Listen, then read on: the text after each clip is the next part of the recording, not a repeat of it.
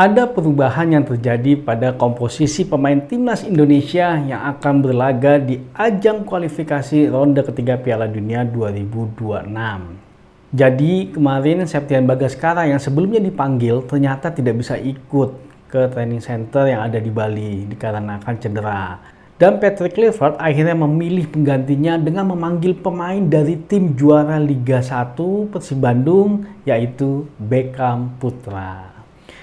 Beckham Putra baru pertama kali dipanggil ke timnas senior. Ia terakhir kali bermain untuk timnas Indonesia U23 yang berlaga di SEA Games 2023 dan saat itu dia berhasil menjadi juara. Keren. Beckham memang menjadi salah satu pemain muda lokal yang saat ini menonjol di Liga 1 2024-2025. Ia pun kerap menjadi tumpuan utama Persib di bawah asuhan dari Bojan Hodak. Secara statistik, di Liga 1, Beckham tampil dalam 29 laga dengan total menit bermain sebanyak 1.829 menit. Ia pun berkontribusi menyumbang 6 gol dan 3 assist untuk Persib.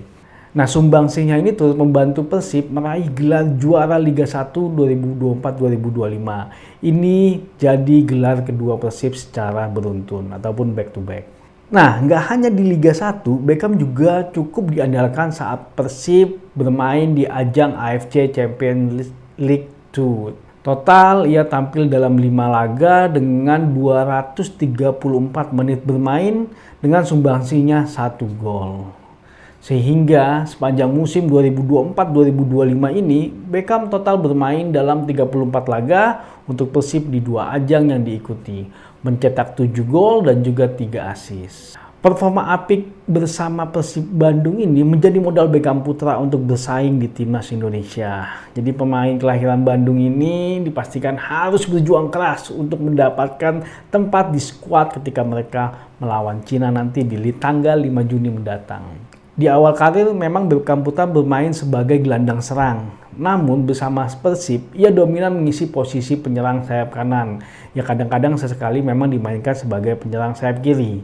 Nah, persaingan di posisi sayap kanan timnas Indonesia bisa dibilang cukup ketat lah. Sebut aja Marcelino Ferdinand, Yaakob Sayuri, dan juga Egy Maulana Fikri. Dan juga Lionel Renders yang belakangan ini diplot sebagai bek kanan juga bisa bermain di posisi sayap kanan.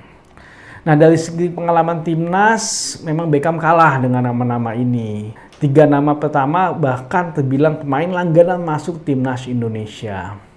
Namun dengan absennya Marcelino Ferdinand terkena akumulasi kartu kuning ketika nanti dia melawan Cina, ya ada harapan lah buat Beckham Putra untuk mengisi posisi ini, tapi tentunya dia harus bersaing dengan yang lain, dengan Yaakob Sayuri dan juga Egy Maulana Fikri. Dan 3 pemain ini pun bisa dibilang mempunyai performa yang sangat bagus di Liga 1. Egy luar biasa, Yaakob juga luar biasa. Ya mau nggak mau Beckham Putra harus bekerja keras. Ini adalah kesempatan emas. Dia harus menunjukkan performa terbaiknya mereka sehingga bisa dilirik oleh Patrick Kluivert. Yang pastinya yang akan dipilih adalah pemain yang bisa mengikuti apa instruksi pelatih. Game plan seperti apa yang diminta oleh pelatih, dan itulah yang akan dipasang nanti untuk menjadi starting line up ataupun pemain yang dipilih masuk ke dalam skuad nanti ketika melawan Cina dan juga melawan Jepang. Ya, semoga Beckham Putra bisa menjadi tambahan amunisi ataupun variasi yang lebih baik lagi buat tim nasional kita dan mampu memberikan yang terbaik buat tim nasional Indonesia. Maju sepak bola Indonesia.